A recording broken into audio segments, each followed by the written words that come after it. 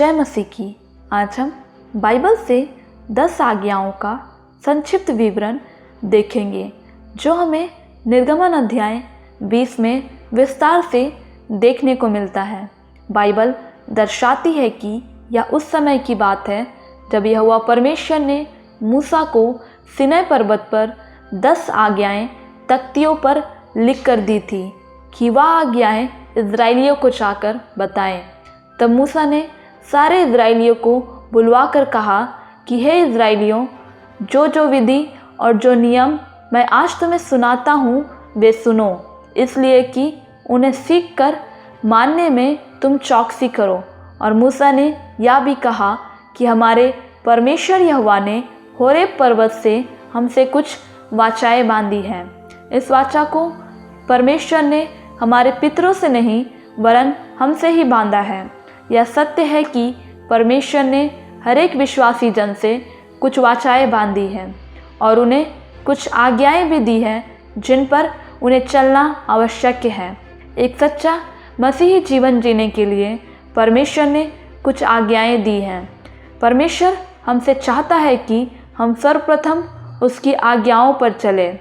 फिर मूसा ने इज़राइलियों से कहा कि यहोवा और तुम्हारे बीच उसकी आज्ञाएं मैं तुम्हें बताता हूँ कि तेरा परमेश्वर यहोवा जो तुझे दासत्व के घर से अर्थात मिस्र देश से निकाल लाया है वह मैं हूँ। ऐसा मूसा ने उन्हें बताया कि यहोवा ने मूसा से कहा। पहली आज्ञा जो परमेश्वर ने दी, तू मुझे छोड़ दूसरों को ईश्वर करके ना मानना। परमेश्वर ने हमें यहाँ साफ साफ शब्दों में कहा है कि तू मुझे छोड़ दूसरों को ईश्वर करके ना मानना। इसका तात्पर्य है कि जब हम परमेश्वर का स्थान किसी और वस्तु या व्यक्ति को देते हैं। फिर अगली आज्ञा जो परमेश्वर ने दी, तू अपने लिए कोई मूर्ति खोदकर ना बनाना, ना किसी प्रतिमा को बनाना जो आकाश में या पृथ्वी पर या पृथ्वी के जल में हो। तू उनको दंडवत ना करना और ना उसकी उपासना करना, क्योंकि मैं तेरा परमेश्वर यहोवा जलन रखने वाला परमेश्वर हूँ। और जो मुझसे बैर रखते हैं उनके बेटों, पोतों और परपोतों को भी पितरों का दंड दिया करता हूँ। परमेश्वर ने यह हमारे लिए स्पष्ट कर दिया है कि हमें मूर्ति पूजा नहीं करनी है।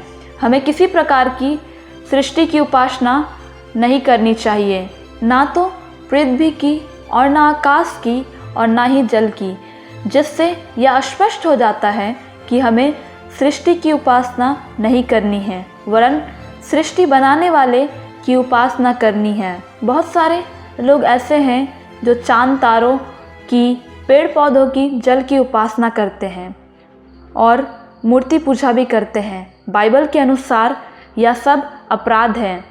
मेरे प्रिय भाइयों और बहनों, आप यह आज्ञा सदा याद रखें कि हमें किसी भी प्रकार की मूर्ति खोदकर नहीं बनानी है और ना ही उसकी उपासना करनी है, चाहे वह मूर्ति प्रभु यीशु की ही क्यों ना हो। आप यह सदा स्मरण रखें कि हम एक ही ईश्वर की संतान हैं जिसने हमें बनाया है, हमारे नथनों में अपना श्वास फूंका है। उसे छोड़ कोई परमेश्वर नहीं।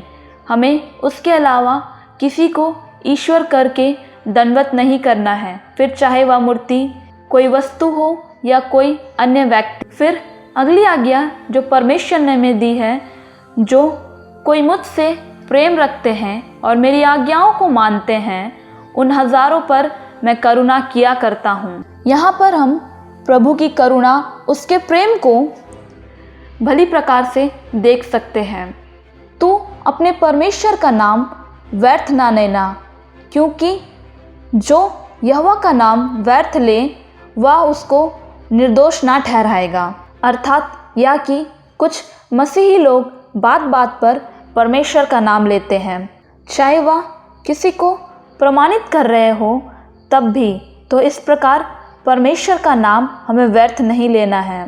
अगली आज्ञा, तू विश्राम दिन को पवित्र मानने के लिए स्मरण रखना, जैसा तेरा परमेश्वर यहोवा ने तुझे आज्ञाएं दी हैं। 6 दिन तो परिश्रम करके अपना सारा काम करना, परंतु 7वें दिन तेरे परमेश्वर यहोवा के लिए विश्राम दिन है। उसमें ना तो किसी भांति का काम काज करना और ना ही तेरा बेटा, तेरी बेटी, ना तेरा दास, ना तेरी दासी, ना तेरा बैल, ना तेरा गधा, ना तेरा कोई पशु, ना कोई परदेसी भी जो तेरे फाटकों के भीतर हो, जिससे तेरा दास और दासी भी तेरे समान विश्राम पाए। परमेश्वर स्पष्ट करते हैं कि हमें 6 दिन तक अपना काम काज करना चाहिए और अपने नीचे काम करने वालों से भी 6 दिन तक हम काम ले सकते हैं। उसके पश्चात 7वें दिन को हमें विश्राम दिन के रूप में लेना चाहिए, जिसमें हम परमेश्वर की आराधना कर सके। मेरे प्रिय भाई और बहनों, हमें विश्राम दिन का सदा आदर करना चाहिए। अगली आज्ञा जो परमेश्वर ने दी, तू अपने पिता और माता का आदर करना, जिससे जो देश तेरा परमेश्वर यहोवा तुझे देता है उसमें तू बहुत दिन तक रहने पाए। यहाँ भी हमें स्पष्ट है कि हमें अपने माता पिता का आदर करना चाहिए, चाहे वह हमारे जन्म देने वाले माता पिता हो या हमारे पासवान हो। हमें सबका आदर करना चाहिए, तब हम भलाई को और आशीष को प्राप्त कर पाएंगे। अगली आज्ञा, तू हत्या न करना, अर्थात चाकू, छुरी, तलवार से ही किया गया मर्डर नहीं।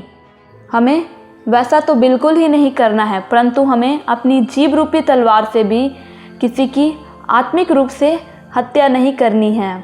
अगली आज्ञा, तू व्यभिचार ना करना। या तो आप सभी जानते हैं कि विवाह से पहले या बाद किसी के साथ शारीरिक संबंध रखना व्यभिचार है। अगली आज्ञा, तू चोरी ना करना।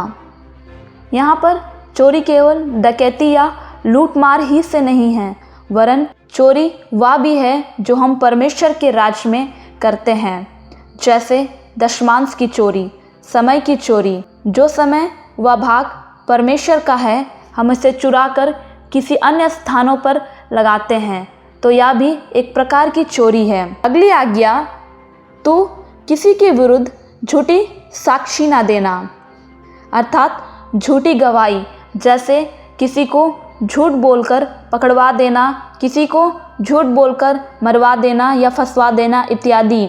या करने पर भी हम परमेश्वर की दृष्टि में अपराध करते हैं। अगली आज्ञा जो परमेश्वर ने हमें दी, तू किसी के घर का लालच ना करना, ना तो किसी की स्त्री का लालच करना और ना किसी के दास दासी या बैल गधे या किसी वस्तु का लालच ना करना। यहाँ पर हमें स्पष्ट हो जाता है कि हमें किसी भी प्रकार से किसी अन्य की प्रॉपर्टी का लालच नहीं करना चाहिए। यही 10 आज्ञाएं परमेश्वर ने पर्वत पर आग और बादल के बीच में से मूसा को पत्थर की पट्टियों पर अपनी उंगलियों में से लिखकर मूसा को दी। और आज भी परमेश्वर हमें इन आज्ञाओं पर चलने के लिए फिर से स्मरण करा रहे हैं। यही आज्ञाएं यहोवा ने मूसा को इज़राइलियों के लिए दी थी। आज यही आज्ञाएं परमेश्वर हर एक विश्वासी जन को फिर से स्मरण करा रहे हैं कि हमें परमेश्वर की आज्ञाओं को मानना है और उसका आदर करना है और उसके आधार पर अपने जीवन को व्यतीत करना है। परमेश्वर इस वचन के द्वारा आप सभी को आशीष दे। इस वीडियो में अंत तक बने रहने के लिए मैं आप सभी का धन्यवाद करती हूँ। इस वीडियो को लाइक करें, शेयर करें और चैनल को सब्सक्राइब करें।